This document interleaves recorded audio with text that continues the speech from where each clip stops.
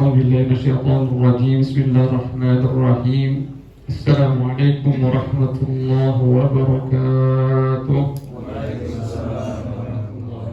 إن الحمد لله والصلاة والسلام على رسول الله وعلى آله وأصحابه وموالاه سبحانك لا علم لنا إلا ما علمتنا إنك أنت العليم الحكيم رب اشرح لي صدري ويسر لي أمري واحلل عقدة من لساني يفقهوا قولي اللهم علمنا ما ينفعنا وانفعنا بما علمتنا آمين. Bapak-bapak yang dimuliakan Allah Subhanahu wa taala, bersyukur kita kepada Allah Subhanahu wa taala segala nikmat yang telah dikaruniakan kepada kita semua. Alhamdulillah, walaupun mungkin hari ini saya tuh kemarin dicek sama dokter, full check katanya. Saya disuruh, ya udah dia, kamu katanya ini sudah tanda-tanda naik gulanya nih kan. Nyesel saya ngecek ya. Karena kalau saya ngecek kan saya masih bisa ngecek saya. Tahu jadi saya nggak berani ngecek lagi. Terus katanya kolesterol, tadi makan daging, apa besok lah mulai ini. Selagi ada makan, besok nggak usah. Kita sudah diberikan nikmat begitu banyak, masya Allah. Malah lebih baik kita nggak tahu, jadi biar makan aja. Nikmat yang begitu banyak, kita masih diberikan kesempatan untuk lagi duduk di majelis ilmu, duduk di majelis zikir yang disebut oleh baginda Rasulullah adalah taman-taman surga. Alhamdulillah kita semua bapak-bapak di Tuhan ini masih diberikan semangat untuk duduk berkumpul bertemu dengan teman-teman. Dalam satu hadis disebutkan min muslimaini, tidaklah seorang muslim, dua orang muslim itu yatiyani bertemu, wa yatasafahani kemudian bersalam-salaman. Dalam hadis yang sahih, apabila seorang muslim bertemu dengan muslim yang lainnya, yatiyani bertemu, wa yatasafahani dan bersalam-salaman, illa ghufira lahuma, kecuali tidaklah akan diampunkan dosanya, pasti akan diampuni dosanya oleh Allah SWT qabla ayyatafarraqa, sebelum mereka berpisah. Kita datang ke rumah Pak Junaidi bertemu dengan teman-teman yang sejawat, teman-teman sedaerah, se-Indonesia, kita tamu bersalaman ya, ila ghufirallahu, kemudian ila ghufirallahu, kecuali akan diampuni dosanya oleh Allah SWT. Itu salah satu keuntungan ketika kita bertemu dengan kawan, kita bertemu dengan teman. Kita diampuni dosa kita oleh Allah SWT sebelum kita berpisah. Ketemu di masjid, ya sebelum sholat belum sempat salaman, habis sholat salam-salaman. Ya, habis sholat salaman, tadi nggak sempat salaman, habis sholat salam, boleh tak ya? Wow, ya, boleh kan? Kaca boleh pak. Habis sholat makan boleh, masa salaman nggak boleh ya? Yang boleh itu pakai HP boleh. Semua boleh. Boleh apa nggak boleh? Ya, jadi alhamdulillah, masya Allah nikmat begitu banyak kita yang diberikan Allah SWT. Kita hanya memberikan sedikit waktu kita saja berkumpul, makan, kenyang, walaupun kita nggak fokus ya, walaupun nanti entah setelah kita pulang kita ngomong apa kita tidak tahu. Yang penting kita duduk di majelis ilmu, kita duduk di taman-taman surga, kita dapat pahala, kita dapat sakinah dari Allah SWT, dapat rahmat dari Allah SWT. Bapak oleh Allah Subhanahu wa taala, salawat wasallam kita berikan pada junjungan kita Nabi Muhammad sallallahu alaihi wasallam yang selalu kita harapkan syafaat dari beliau, yang dimana di hari kiamat nanti tidak ada yang bisa memberikan syafaat kecuali Nabi Muhammad sallallahu alaihi wasallam.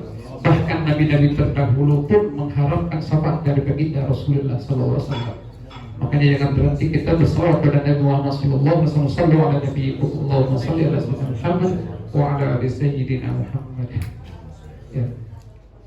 Ada yang sholat kan berbeda pendapat, ada yang asyhadu alla ilaha illallah sekali, ada yang asyhadu alla ilaha illallah.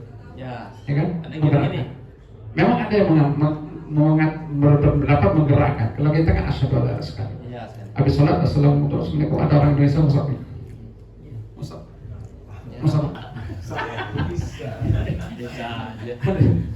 Ya. Sakit kepala.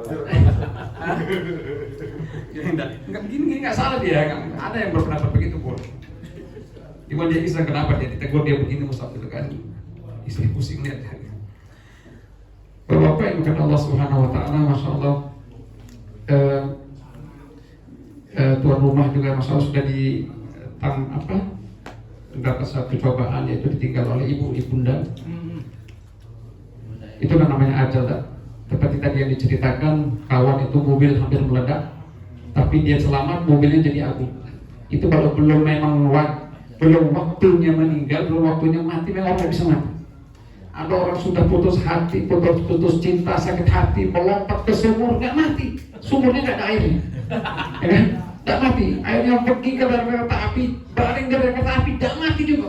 Rupanya salah, kereta apinya belok. Ada kan? Udah mau mati tuh, sudah potong ini, potong itu, ya kan?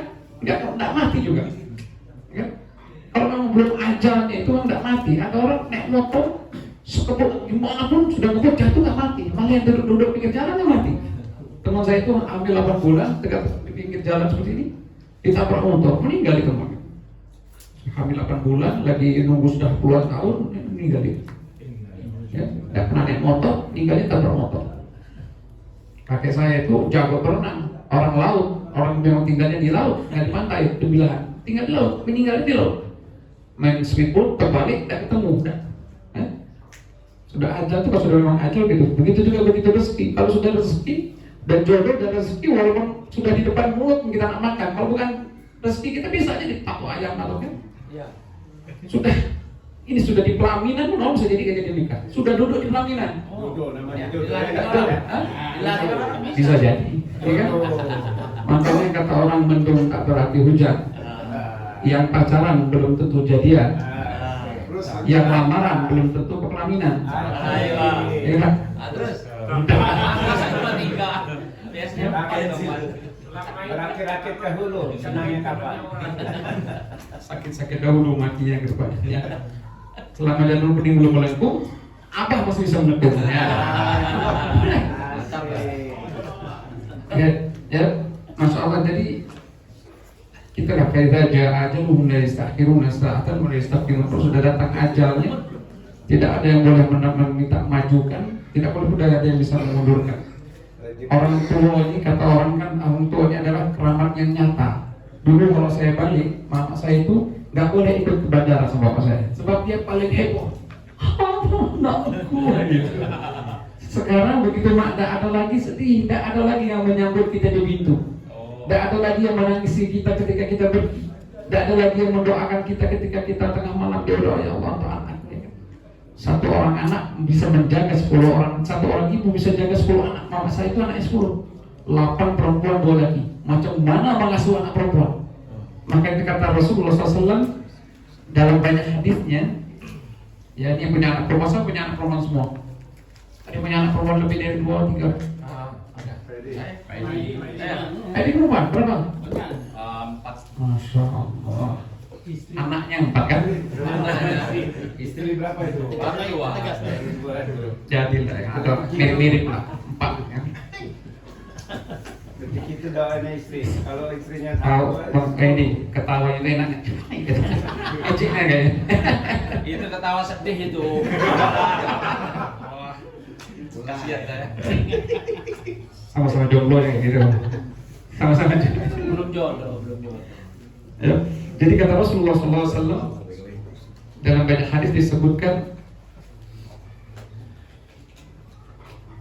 man wuridat lahu ibnatun falam ya'idha walam yunha walam yuhinha walam yu'thir waladahu 'alaiha yakni az-zakar adkhalahu Allah bihal jannah. Jadi banyak kali hadis yang menyebutkan barang siapa yang punya anak perempuan 3 kata Rasul, maka dia mendidiknya dengan baik, dia merawatnya dengan baik, memberi nafkahnya dengan baik sampai dia balik, kemudian dia meninggal, maka anak itu akan menjadikan kana lahu satiran lahu fil jannah. Dia akan menjadikan penghalang bagi orang tuanya dari api neraka. Kan merawat anak perempuan itu beda dengan anak laki-laki. Kencingnya dari bayi ini sudah najis. Baru lahir kencing najis. Beda dengan kita laki-laki, baru lahir belum makan apa-apa, masih nyusu ibunya aja, nggak najis, ya kan? Nggak najis kan? Tapi anak perempuan baru lahir, ya baru lahir di muka bumi, kencingnya udah najis, ya kan? Mau keluar payah, ya bisa-bisa kalau sudah balik keluar sendiri, balik jadi dua. Itu anak perempuan. Gimana sih urusannya orang tua kita dulu? Saya nggak kebayang gimana. Saya ngeras sekarang, saya ngerawat anak saya. Saya pernah anak perempuan saya satu kan cerewet tahu. Pokoknya cerewet banget. Saya sampai, aduh, udah anak satu lagi dengan perempuan asal. Saya lahir kan tuh perempuan. Saya kebayang bagaimana bapak ibu saya dulu, bagaimana airnya limbah, keran nggak ada, pampers nggak ada, semua nggak ada, merawat 10 orang. Bisa. Tapi sekarang begitu, maksudnya sekarang ya Tuhan. Sekarang tinggal bapak sakit karena jatuh itu kan. Kadang-kadang anak walau sudah banyak begitu, namanya orangnya kadang-kadang sudah punya keluarga, kadang-kadang masih dia mau menjaga ini, jadwal ini. Tapi gimana orang tua dulu? Makanya dikatakan orang tua ngerawat anak berharap dia akan hidup, tapi anak-anak kadang mengharap orang tuanya berharap dia mati. Ada seperti itu kan? Alhamdulillah ini tadi. Makanya orang tua selagi masih ada itu memang keramat yang nyata. Kita akan sedih, tidak akan ada lagi yang menyambut kita pas pulang, nggak ada. Makanya saya kalau khutbah hari raya itu kalau sudah teringat orang tua itu nggak bisa saya. Kadang-kadang nggak bisa lanjut saya khutbahnya. Nggak ada lagi yang nyambut tangan, memegang tangan kita ketika kita pulang, nggak ada. Makanya selagi orang tua nih masih ada ini, selagi kita masih ada orang tua nih, jangan sampai hendak pulang. Jangan siksa ibumu dengan kerinduan, kata Rasul. Jangan siksa ibumu dengan kerinduan.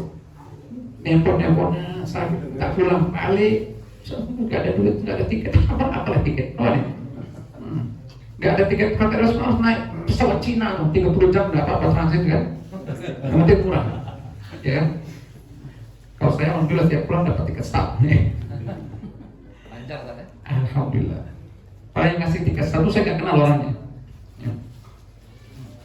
Itu rezeki kan. ya. Alhamdulillah. Jadi memang situ terasa keberkahannya kita memang kita niatkan untuk menjenguk orang tua. Kita akan merasakan keberkahan itu akan dibayar, akan diganti oleh Allah SWT. Tak tahu. Saya berapa kali saya jual mobil, mau lihat teman-teman saya ganti mobil, saya jual, pulang, mak bapak sakit, saya pulang saya jual mobil, ini nanti ada lagi gitu. Ada masih ada yang bisa dijual. Nanti kita akan bahas, makanya ada hadis kita anak laki-laki nih ya. Jadi kita bahas anak perempuan dulu. Kata Rasulullah SAW, barang siapa yang punya 3 anak perempuan, kata Rasul sahabat, kalau 2 gimana? 2 pun juga. Kalau 1 pun juga. Saking sulitnya merawat anak perempuan itu, barang siapa yang punya anak perempuan, dia didik, dia jaga, sampai jaga kehormatannya sampai dia jadi anak yang solehah, maka itu akan menjadi benar-benar menjadi satiran, menjadi penghalang dari api neraka. Nah, kalau punya anak perempuan, kata guru saya, kalau orang yang punya banyak anak perempuan, ketika dia mau punya anak laki-laki, misalnya Pak Edi anaknya perempuan 4, kelima nih diperiksa perempuan lagi, misalnya, mau ketawa, nggak sebut lagi. Insya. Kalau nggak satu angkat tangan. Hah? Jadi kata guru saya, ketika kita punya anak perempuan 4, terus yang kelima ini masih perempuan juga, maka kasihlah nama yang kelima itu kasih nama Busro. Nanti kelahir yang keenam itu nanti laki-laki. Kalau laki-laki. Insya Allah nanti jadi yang keempat ini perempuan. Mau yang kelima perempuan lagi, kasih nama Busro katanya. Kenapa? Busro ataupun Busro ya. Kenapa kata dia? Dia menafsirkan ayat di Al-Quran, ya Busro dalam surat Yusuf, ya Busro hada gulam. Ketika yang di Yusuf ditemukan di dalam sumur, kemudian kata yang menemukan itu si Juleha dengan pengawalnya itu dibilang, ya Busro, wahai kabar gembira, hada gulam, ini anak laki-laki. Insya Allah setelah Busro itu anak laki-laki. Dia menafsir, dia mentakwilkan ayat itu seperti itu. Dan banyak terjadi setelah Busro itu rata-rata laki-laki. 1 ibu, 2 ibu. Coba jangan coba sama. Tapi kalau mau cepat kan yang sudah jadi, nggak payah lagi kasih nama Busro. Paling semangat itu kalau cerita. Oh iya. Oke ya. Jadi dalam hadis lain disebutkan man ala ibnataini, barang siapa yang merawat 2 anak perempuan, au salasan atau 2, 3 al-ukhtain atau adik perempuan pun termasuk di dalamnya, ya. Kemudian dia meninggal dalam keadaan yang salehah, wa huwa fil jannah kahataini, maka dia dengan aku fil jannah kahataini, seperti dua jari ini. Saking dekatnya dia dengan baginda Rasulullah SAW, seperti kita merawat anak yatim. Ana wa kafilul yatim kahataini, aku dan orang yang merawat anak yatim kahataini, seperti dua jari ini. Saking dekatnya orang yang merawat anak yatim. Kafilul yatim itu dengan Nabi begini, seperti jari tengah dan jari telunjuk. Saking dekatnya orang yang menyantuni anak yatim. Ya, anak yatimnya ya. Kalau ditegaskan sedikit. Anak yatimnya. Ya. Harus di Tapi hadisnya pernah saya sebutkan dulu. As-sa'i akan hadis. Kalau ini semangat kali Bapak. anak yatim wajib dinafkahi. Jadi ada film Piramli, saya tengok dulu kan film Piramli. Film lama tuh. Belum lama. Jadi Piramlinya meninggal, dia wasiatkan ke temannya, tolonglah dia lihatkan keluargaku, ya kan. Begitu datang ke rumahnya, Kak, abang tuh urusan, tolonglah lihat-lihat akak dan anak-anak. Tak mungkin lah, saya cuma tengok-tengok aja kan. Aduh, Segar yang lagi segar. Ya. Dengerin itu yuk. Jadi orang yang merawat anak 3 perempuan ataupun 1 itu seperti orang seperti Nabi, dengan Nabi seperti jauh 2 jari. Sama seperti orang yang merawat anak. Oke, itu mereka yang punya anak perempuan. Karena apa? Karena di zaman jahiliyah hadis ini adalah tasjid ataupun memberi semangat kepada mereka-mereka di zaman jahiliyah. Di zaman jahiliyah, wa idza busyira ahadukum bil untha, ketika kamu diberikan kabar gembira, kabar bahwa mereka melahirkan anak perempuan. Wa idza busyira ahadukum bil untha dhalla wajhu. Zaman dahulu ketika mereka diberi kabar kelahiran anak perempuan, dhalla wajhu, mereka wajahnya hitam. Ya, dhalla wajhu muswaddan wa huwa kadhib, wajahnya jadi hitam pekat, mereka marah. Ayumsikuhu ala hunin, apakah mereka akan pegang, disimpan, dipingit atau disembunyikan, am yadussuhu fit turab, atau mereka akan kubur hidup-hidup. Makanya hadis itu kata Rasul, kalau siapa punya anak perempuan 3 atau 2, dia rawat, dia bunuh, dia jaga, dia tidak hilangkan, maka itu akan menjadikan tameng dia dari api neraka. Ya. Makanya bersyukur yang punya anak perempuan. Insyaallah. Kemudian kita yang punya anak laki-laki, anak saya 2 perempuan 3 laki, dan saya punya anak yatim 1. Itu yang sudah saya rawat dari bayi. Bapaknya meninggal dari umur 3 bulan. Ibunya itu masih saudara sama saya. Jadi Saudara jauh. itu ya, dulu istri saya dulu kan nggak ada anak ceritanya kan. Yang Jadi pertama, yang pertama itu, makanya saya ambil itu untuk pancingan. Mancingnya baru lama, tapi mungkin pancingan itu dapat yang istri yang ini. Iya, dapat istri rupanya. Yang ini pun saya senyum-senyum, ada betul, ada anak terus. 1 tahun ada. Langkai tangan dalamnya itu. Ya, jadi Ikan pare, ikan pare. terasa, kita akan terasa banget menjadi kafil yatim itu, akan terasa keberkahan, nikmat, berkah rezeki itu banyak banget. Saya ketika saya jaga dia itulah terasa kok nih. Tahu-tahu ada Katari nawarin buat masjid, Katari nawarin buat pondok. Itu saya tadinya sama Katari itu ribut terus masalah AC.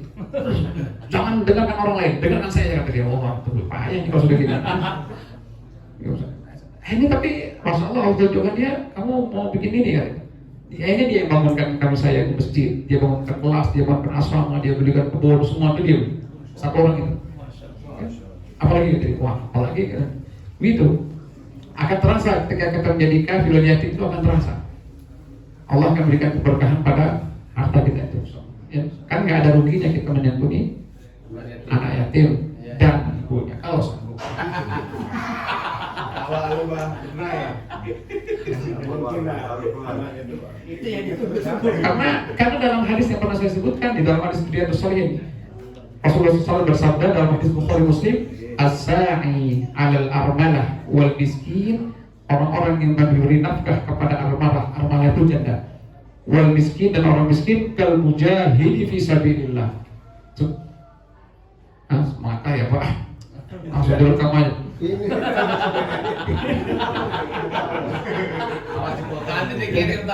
Jadi as-sa'i 'alal armalah, orang yang menafkahi janda, wal miskin, dan orang miskin, kal mujahidi fi sabilillah, seperti orang yang berjuang fi sabilillah. Wa kal qa'imil ladzi la yaftur, seperti orang yang berdiri di waktu malam tidak berhenti. Wa kas-shaimil ladzi la yuftir, seperti orang yang berpuasa tidak berbuka. Oh, hebat kalian. Besar pahalanya. Masya Allah. Ya kan? Amin. Dapat pahala, dapat pahala pula. Hati-hati ya. Kacau juga hari ini. Ya. Aplikasi satu lagi tadi. Jadi kadang-kadang perkara kecil, makanya kata orang Melayu, hati-hati tuan bergantung, jangan berpegang dahan yang rapuh. Lupa. Pernah enggak? Oh, pernah dengar. Apa itu sebenarnya lagu? Apa? Sebenarnya lagu itu. Hati-hati tuan bergantung, jangan berpegang di dahan yang rapuh. Di batu besar banyak tersandung, di batu kecil di batu yang besar jarang yang jatuh, di batu yang kecil banyak yang jatuh. Kadang-kadang di benda-benda yang besar kita bisa nahan godaan, ya kan? Tapi ketika benda yang kecil kita bisa jatuh. Banyak dari dosa-dosa besar kita bisa hindari, tapi begitu dosa yang kecil kita terjatuh. Nanti banyak ada pembahasan.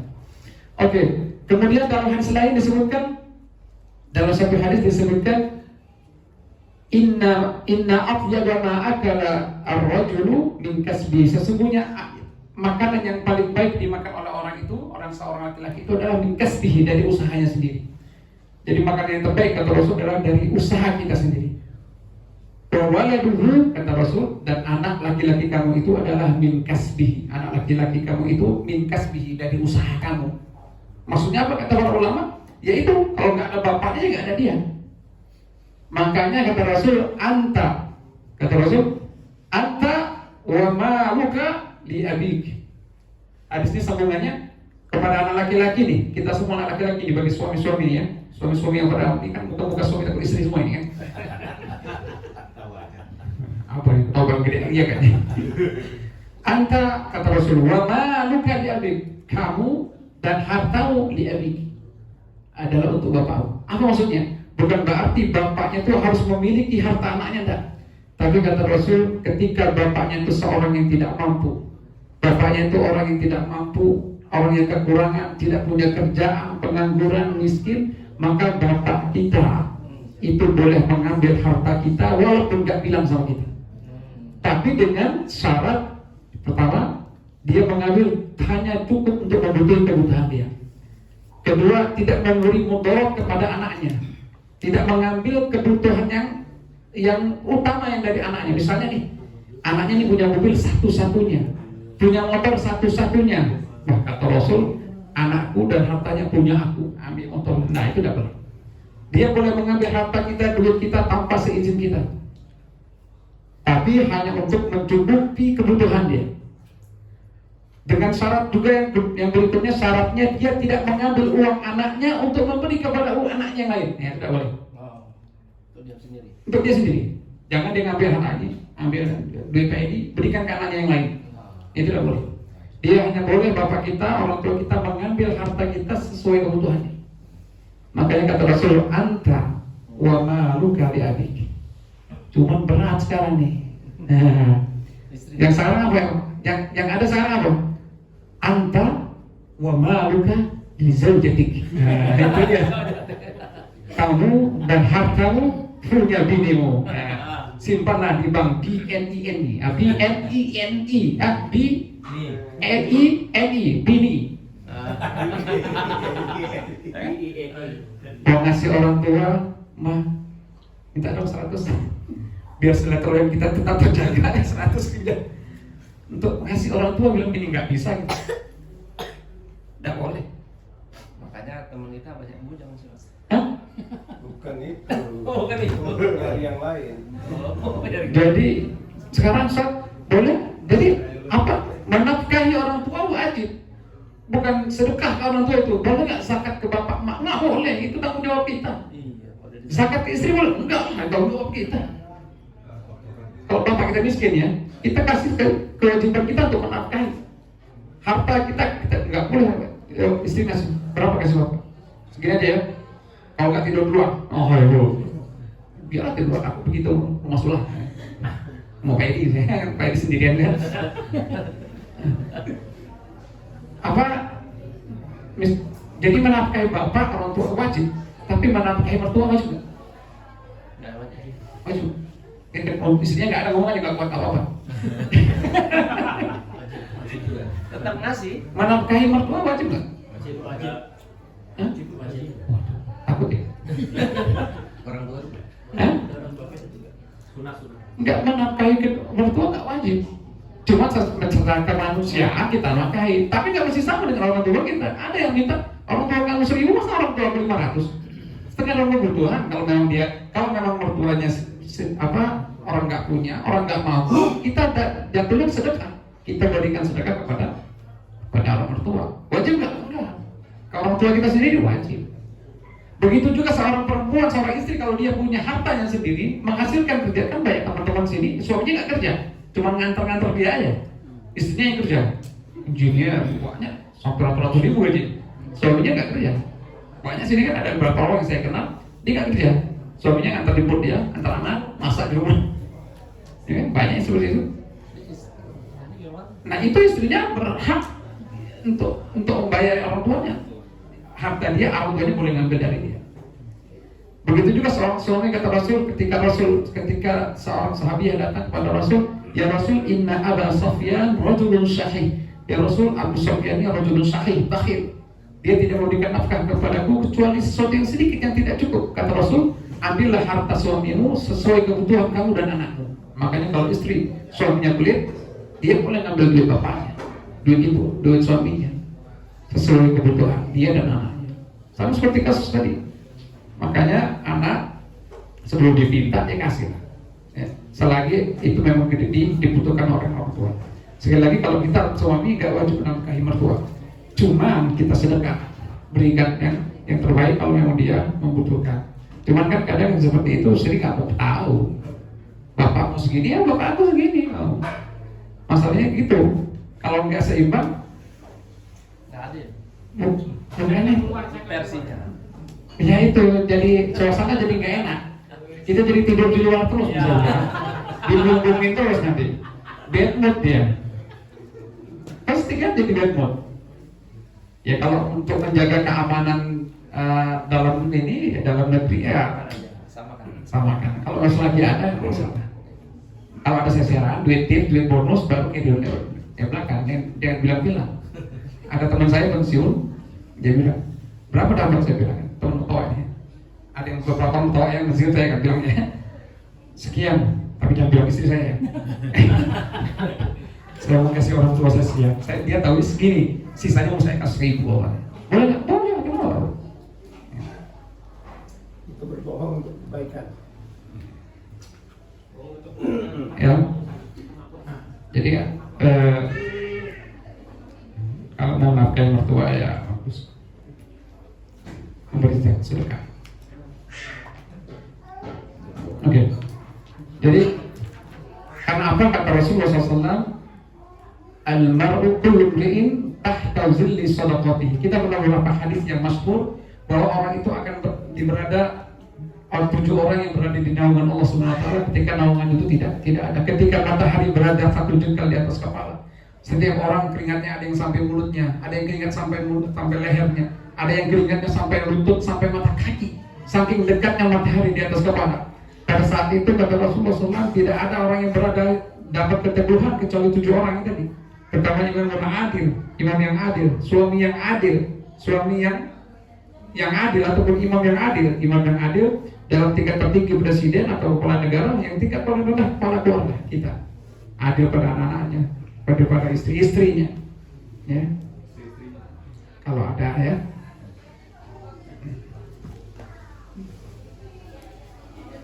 Yang kedua, kata Rasul, kullu imri'in tahta sadaqatihi, tahta zilli sadaqatihi. Kata Rasul, orang nanti di akhirat berada di bawah naungan sedekahnya. Orang yang rajin sedekahnya, yang banyak sedekahnya, ikhlaskan Allah SWT, naungannya mungkin gede, payungnya seperti payung di pantai, gede kan, bisa naungi dia. Wah, aduh. Yang sedekahnya ala kadarnya mungkin dapatlah payung-payung yang ada di atas kepala kecil, kan? Yang kecil topi-topi kalau kita ada pawai, rame-rame kita ada kepala yang lumayan lah kan, dikit-dikit ini. Kalau yang sedekahnya adalah jarang, terus sedikit, ya mungkin dapatlah kertas lubang terus. ya kan?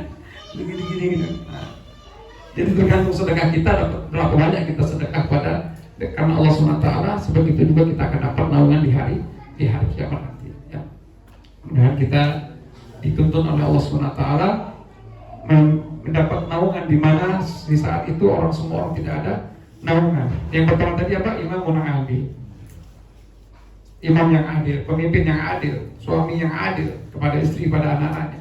Yang kedua kata Rasul, kita sering dengar syabun nasa'afil ibadatillah. Orang-orang anak muda yang nasa'afil ibadatillah.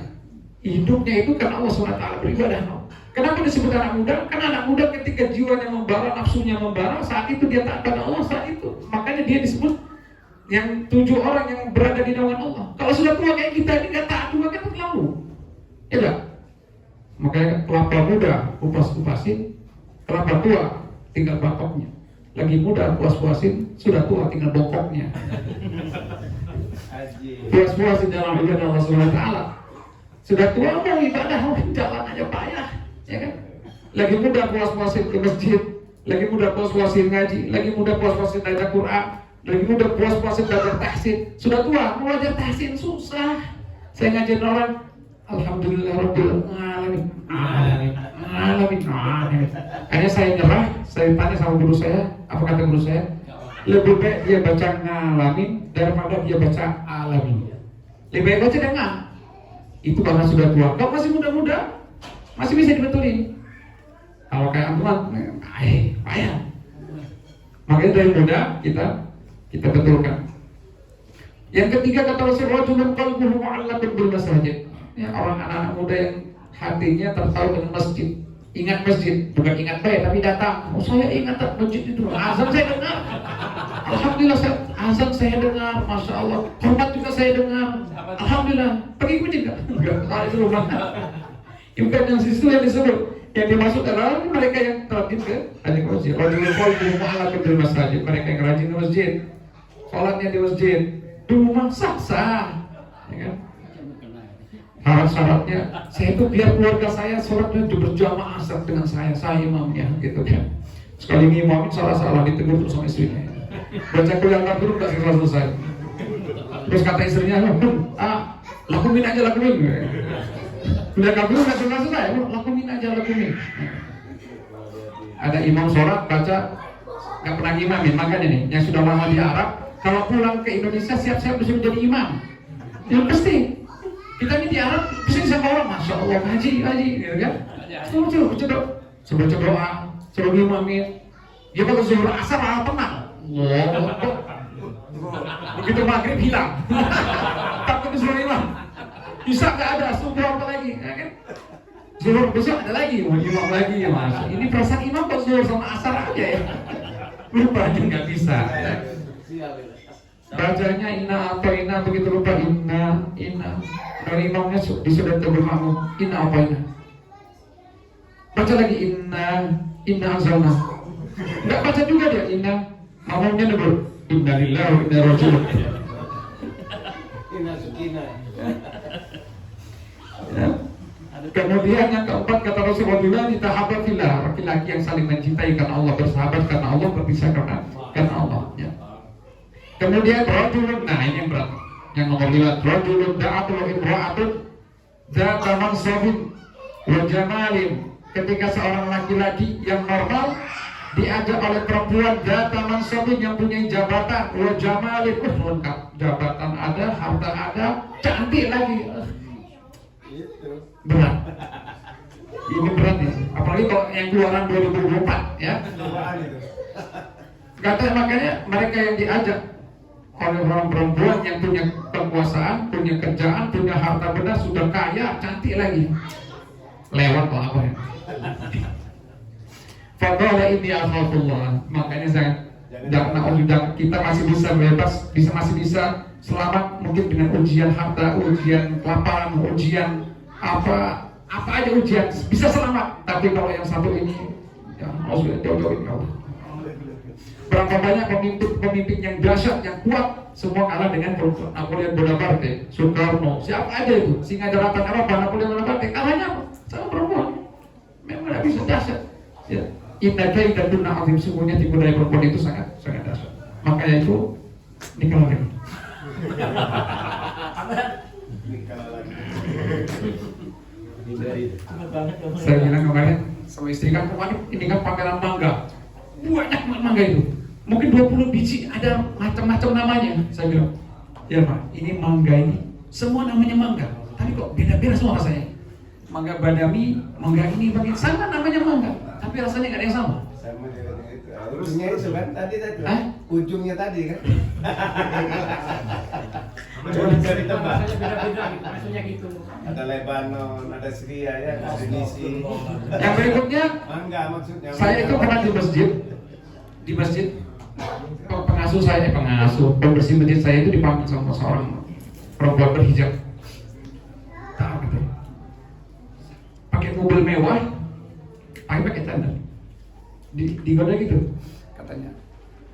Dia nauzubillah min zalik, dia bilang figur fah, katanya. Ada di masjid dia naik figur, maksudnya ada kamar nggak, kata dia. Dia sambil megang pembersih masjid saya ini, karena orangnya agak ganteng gitu. Iya. Digoda gitu, lalala katanya. Perempuan.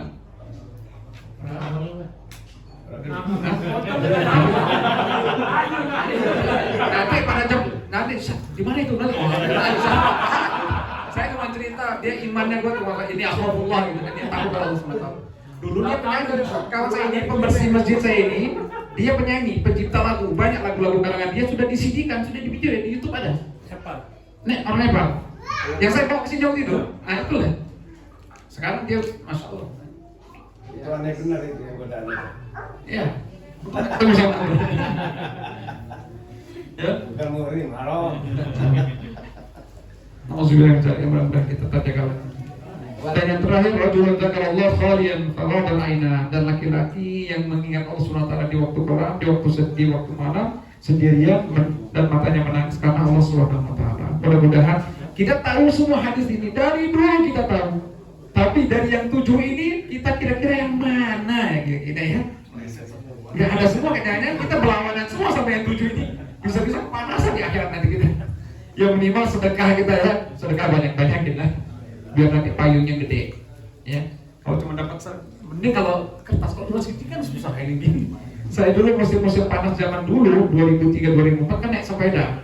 Sepeda itu saya parkir di tempat rambu-rambu lalu lintas itu di pinggir jalan, dikunci. Sampai nunggu taksi, pakai itu kan nutupin pakai besi-besi itu biar nggak kepanasan. 2004-2003 itu naik sepeda. Sepeda tinggal pergi ke pasar, naik taksi, pulang-pulang sepedanya hilang, padahal dikunci.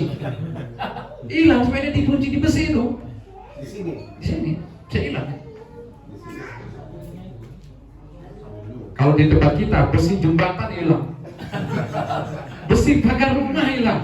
Kereta hilang. Jembatan Ampel ada. Iya. Dulu tuh standis kalau itu habis sekarang. Jembatan dipotong orang. Sepupu saya itu polisi, pistolnya di atas TV-nya hilang. Di rumah polisi juga nih orang Indonesia tuh maling. Ngeri hebatnya ya. Kotak sampah, gerobak sampah aja hilang. Nah, tutup sampah itu kan ada bongkar tutup. Allahu Akbar, Masya Allah. Itulah yang hebat Indonesia, housekeepingnya number 1. Allah, mudah-mudahan kita diberikan kemudahan Allah SWT, kebaikan tetap istiqomah, kita dapat mendapatkan naungan dari Allah SWT di hari di mana tidak ada naungan di akhirat nanti. Amin. Amin ya rabbal alamin. Wabillahi taufiq.